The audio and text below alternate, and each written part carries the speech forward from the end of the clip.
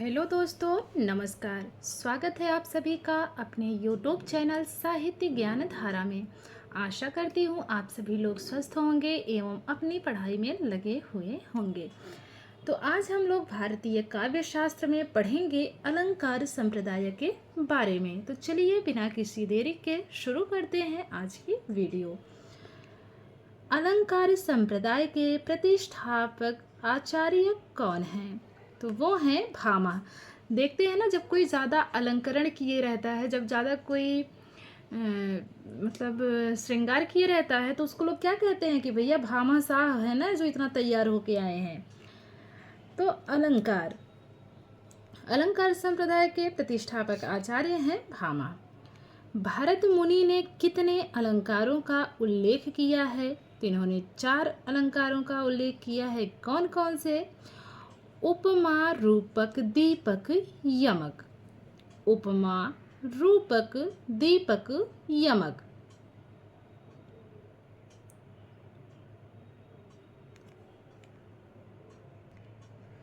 आगे बात करेंगे, भरत मुनि ने उपमा के कितने भेद किए हैं? तो इन्होंने उपमा के 5 भेद किए हैं। सबसे पहले इन्होंने कितने अलंकार का उल्लेख किया है? तो 4 अलंकारों का उल्लेख किया है, उपमा, रूपक, दीपक, यमक। उसके बाद फिर इन्होंने उपमा के भी जो है कितने भेद किए हैं? 5 भेद किए हैं। कौन कौन से? प्रशंसा, निंदा, सहसी, किंचित सदृशी। एक इसमें नहीं जो है शो हो रहा है।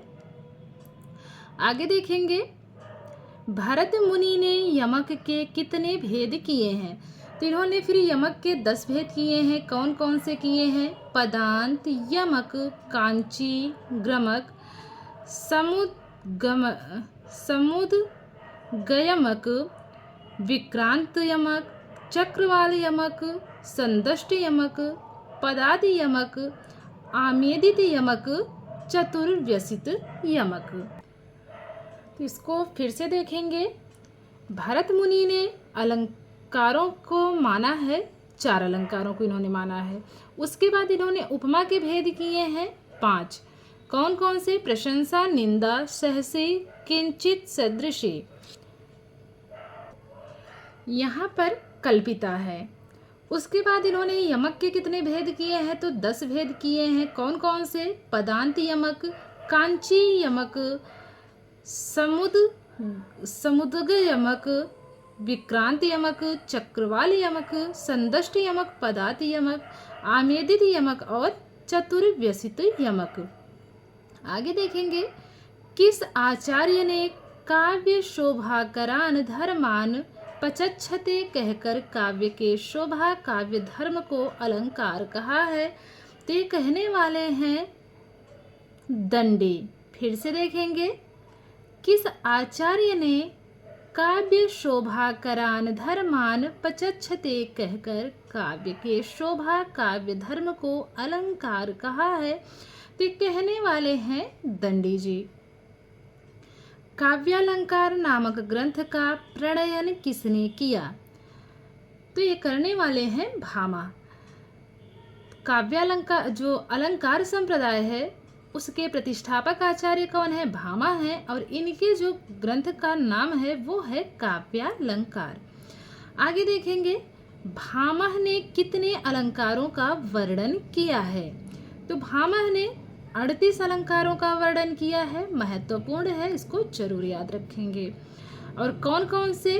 तो इन्होंने 2 शब्दालंकार को माना है और 36 अर्थालंकार को माना है। 2 शब्दालंकार के अंतर्गत कौन कौन से अलंकार हैं? अनुप्रास और यमक हैं।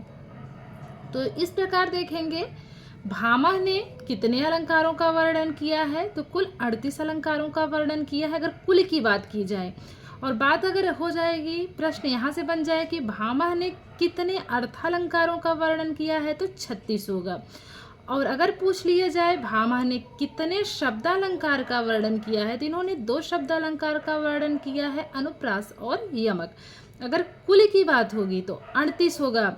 अगर अर्थालंकार पूछेगा तो 36 है और शब्दालंकार की बात होगी तो 2। आगे है, भामा ने अलंकार का मूल किसे माना है? भामह ने अलंकार का मूल किसे माना है? तो वक्रोक्ति को माना है।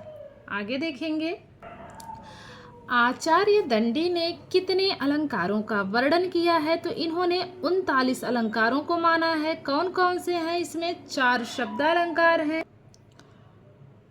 4 शब्दालंकार अनुप्रास, यमक, चित्र, प्रहेलिका और 35 अर्थालंकार को माना है। फिर से इसको देखेंगे। अगर बात करें कि भामा ने कितने अलंकार का वर्णन किया है, तो इन्होंने 38 अलंकार का वर्णन किया है। भरत मुनि ने 4 अलंकारों का वर्णन किया है और आचार्य दंडी ने कुल 39 अलंकारों का वर्णन इन्होंने किया है। और इन्होंने इसमें रखा मतलब अर्थालंकारों की संख्या कितनी रखी है? 35 रखी है। और शब्दालंकार की संख्या इन्होंने 4 रखी है। किसने? दंडी ने। तो ये सब आप एक जगह नोट कर सकते हैं या ऐसे भी याद कर सकते हैं। आगे देखेंगे, पुनरुक्त वदाभास, छेकानुप्रास, लाटानुप्रास, काव्य हेतु, काव्य दृष्टांत और संकर नामक नवीन अलंकारों की उद्भावना किस आचार्य ने की? ते करने वाले हैं उद्भट।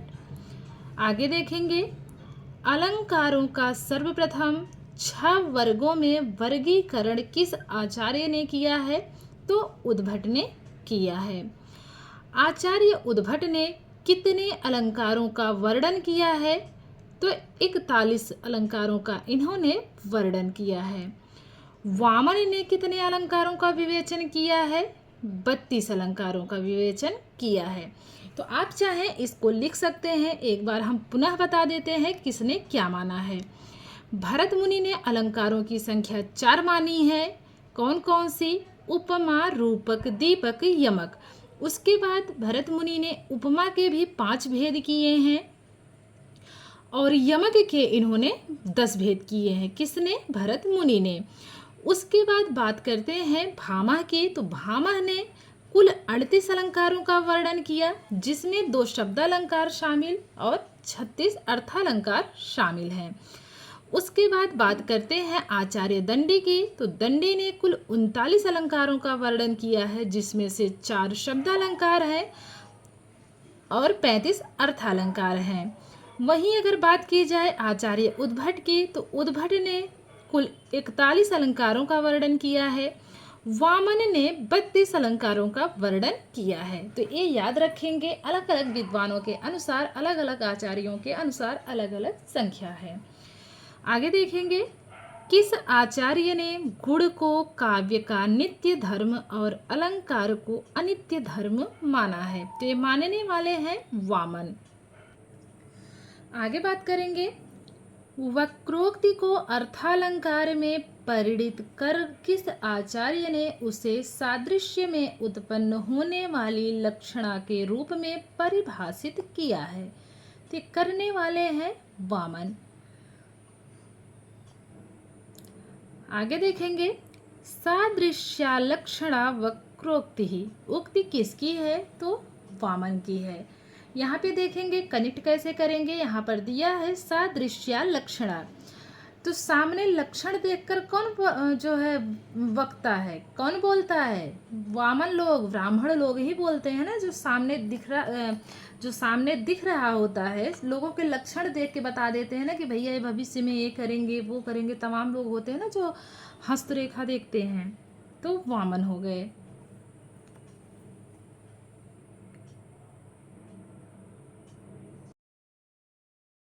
आगे देखेंगे, एक उक्ति है, सादृश्यालक्षणा वक्रोक्ति ही उक्ति किसकी है? तो वामन की है।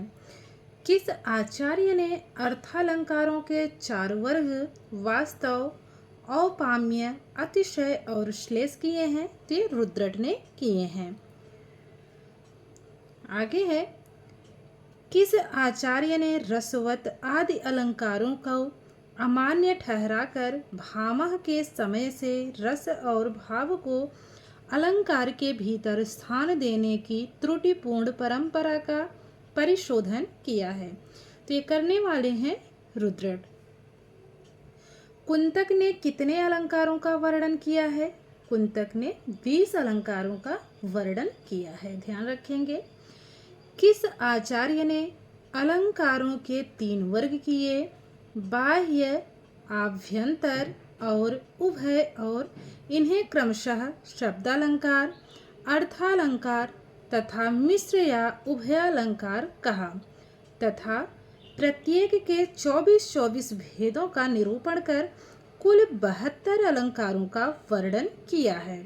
तो ये करने वाले हैं आचार्य भोज। तो आचार्य भोज ने कुल 72 अलंकारों का वर्णन किया है। आगे देखेंगे। किस आचार्य ने प्रबंधालंकार की उद्भावना कर प्रबंध या नाटक को भी अलंकारों में परिणित किया है? ते करने वाले हैं भोज। तो प्रबंधालंकार, तो लोग क्या करते हैं? भोज का प्रबंध करते हैं ना, तो यहाँ से कनेक्ट कर लेंगे। प्रबंधालंकार भोज का है। उपमा, रूपक, उत्प्रेक्षा आदि को उभयालंकार की कोटि में किस आचार्य ने रखा है? तो रखने वाले हैं आचार्य भोज। आगे देखेंगे। सम, सामान्य, विनोक्ति एवं अतद्गुण, इन 4 नवीन अलंकारों की उद्भावना किस आचार्य ने की? ये करने वाले हैं मम्मट। तो यहाँ पे क्या दिया है? सम, सामान्य, विनोक्ति एवं अतगुण। तो जो मम्मा लोग होती हैं उनसे हम लोग क्या करते हैं? विनय पूर्ण कोई जो है यहाँ पे सामान्य है ना, तो इसको सामान कर लेंगे, विनोक्ति को विनय कर लेंगे। तो ऐसे कनेक्ट कर लेंगे। हम लोग कोई सामान जब मम्मा से मांगते हैं तो कैसे मांगते हैं? विनय पूर्ण मांगते हैं ना, विनय पूर्ण मांगते हैं। तो ऐसे इसको कनेक्ट कर लेंगे। तो ये मम्मट का है। आगे देखेंगे। अनलंकृति पुनः क्वापि किसकी उक्ति है? तो ये उक्ति है मम्मट की। आगे है अर्थालंकारों के 5 वर्ग: सादृश्य वर्ग, विरोध वर्ग, श्रृंखला वर्ग, न्यायमूल वर्ग। न्यायमूल वर्ग का ही नाम क्या दिया है? वर्ग न्यायमूल, वाक्य न्यायमूल और लोक न्यायमूल, तथा गूढ़ार्थ प्रतीक मूल वर्ग किस आचार्य ने किए हैं? तो एक करने वाले हैं आचार्य रुय्यक। कुछ चीज़ें ऐसी हैं जो ट्रिक के माध्यम से नहीं कनेक्ट हो सकती, उसको हमको याद ही करना होगा। आगे देखेंगे। परिणाम, उल्लेख, विकल्प और विचित्र नामक 4 नवीन अलंकारों की उद्भावना किस आचार्य ने की? ये करने वाले हैं रुय्यक। आगे देखेंगे। अलंकार रत्नाकर नामक ग्रंथ के रचयिता कौन हैं? तो वो हैं शोभाकर मित्र। तो इसको कैसे कनेक्ट करेंगे? अलंकार रत्नाकर, तो रत्न जो लोग पहनते हैं किस लिए पहनते हैं? शोभा बढ़ाने के लिए ही पहनते हैं ना। जो लोग अलंकरण करते हैं, अलंकार का शाब्दिक अर्थ ही शोभा बढ़ाना, आभूषण। तो यहाँ पे क्या है? जो लोग रत्न धारण करते हैं, जो रत्नों का आभूषण लोग जो है पहनते हैं, किस लिए पहनते हैं? शोभा बढ़ाने के लिए पहनते हैं ना। तो इसको यहाँ से कनेक्ट करेंगे। अलंकार रत्नाकर ग्रंथ के रचयिता शोभाकर मित्र हैं। चलिए आगे देखेंगे। किस आचार्य ने अपने ग्रंथ काव्यानुशासन पर स्वयं ही विवेक नाम टीका ग्रंथ रचना की? तो ये करने वाले हैं हेमचंद्र जी। काव्यानुशासन हेमचंद्र का है और इन्होंने टीका कौन सी लिखी थी? इस पे विवेक नाम से इन्होंने टीका लिखी थी। किस आचार्य ने अलंकार निरूपण की ऋतु एवं संक्षिप्त शैली का प्रवर्तन किया, जिसका अनुसरण रीतिकाल के अनेक कवियों ने किया है? तो ये करने वाले हैं जयदेव। आगे है एकावली नामक ग्रंथ के रचयिता हैं। एकावली नामक ग्रंथ के रचयिता हैं विद्याधर।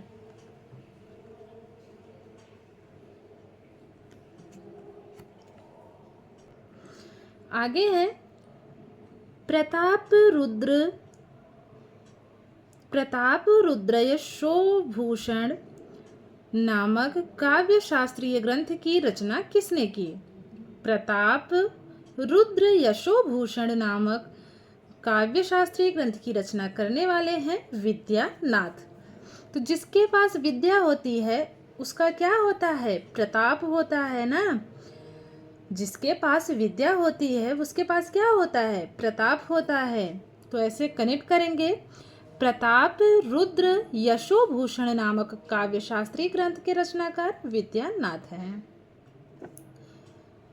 निश्चय तथा अनुकूल दो नवीन अलंकारों का निरूपण किस आचार्य ने किया? तो ये करने वाले हैं विश्वनाथ। कुवलयानंद चित्रमीमांसा वृत्तिवर्तिका वृत्तिवार्तिक नामक काव्य शास्त्रीय ग्रंथों की रचना किस आचार्य ने की है? तो ये करने वाले हैं अप्पय दीक्षित।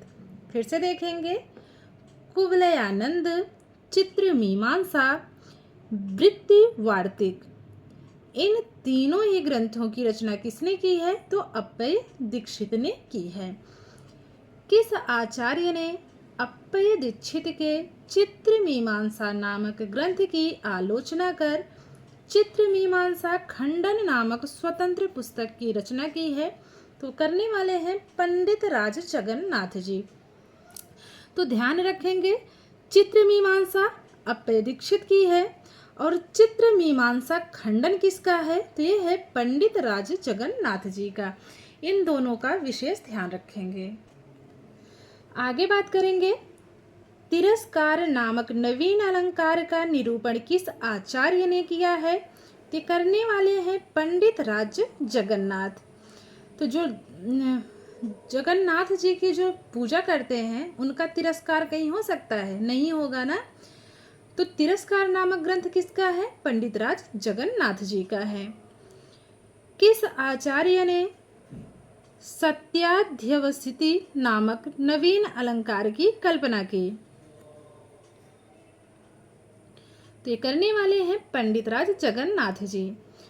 अलंकारों का आधार शब्द शक्ति और विशेष रूप से लक्षणा को मानकर किस आचार्य ने अलंकार विवेचन की दृष्टि से नई व्यवस्था का उद्भावन किया है? तो ये भी करने वाले हैं आचार्य पंडित राज जगन्नाथ जी। आगे देखेंगे, मम्मट के काव्य प्रकाश की प्रदीप टीका के रचयिता कौन हैं? तो वो है गोविंद ठाकुर जी। इसको फिर से देखेंगे, काव्य प्रकाश किसका है? मम्मट का है। और उसके बाद इस पर जो टीका लिखी गई थी प्रदीप टीका के नाम से, उसके रचनाकार कौन थे? गोविंद ठाकुर थे। तो किसको टीका लगाते हैं? गोविंद को लगाते हैं ना। आगे है, उद्योत नामक काव्य प्रकाश की टीका प्रदीप की टीका के प्रणेता हैं। तो इसके जो प्रणेता हैं वो है नागेश। इसके आगे देखेंगे, अप्पय दीक्षित के ग्रंथ कुवलयानंद की अलंकार चंद्रिका नामक टीका के रचयिता कौन है? वो है वैद्यनाथ जी। इसके आगे देखेंगे, पंडित राज जगन्नाथ के ग्रंथ रस गंगाधर की गुरु मर्म प्रकाश टीका के रचयिता कौन है? तो ये भी नागेश हैं।